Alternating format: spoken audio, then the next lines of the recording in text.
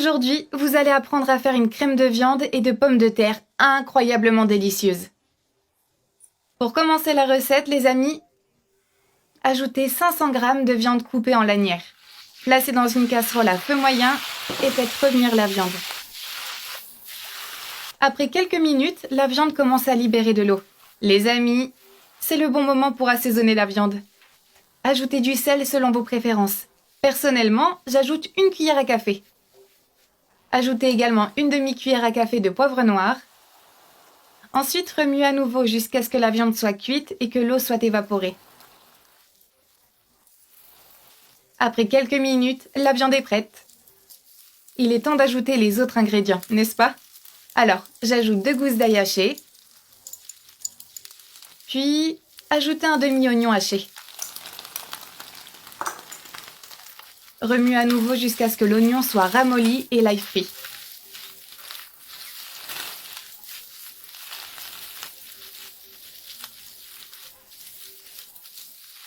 Éteignez ensuite le feu, puis préparons la prochaine étape dans le mixeur. Alors les amis, ajoutez 2 tasses de lait. Ajoutez seulement la moitié à cette première étape. Ajoutez ensuite 5 pommes de terre moyennes, bouillies. Ajoutez aussi que la moitié des pommes de terre. Puis, vous ajoutez le reste du lait pour aider à mixer. Ouvrez le tout et écrasez bien toutes les pommes de terre. D'accord les amis? Après avoir terminé, ajoutez le reste des pommes de terre. Puis enfin, 200 g de fromage à la crème. Mixez bien le tout à nouveau. D'accord?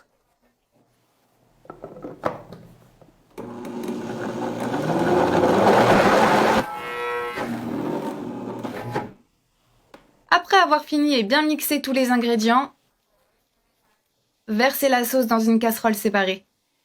Cette recette est très gourmande et aussi super crémeuse, n'est-ce pas?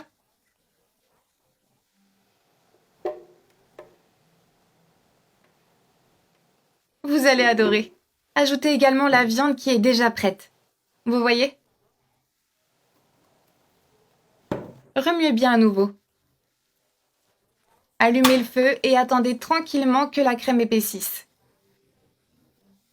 La crème a déjà bien bouilli. Pour finir, j'ajoute une cuillère à café de sel. Remuez toujours le tout pour mélanger le sel et rendre la recette très savoureuse. Éteignez le feu après quelques minutes et mettez le mélange dans un plat allant au four. Versez toute la crème dans une casserole pour la mettre sur le feu.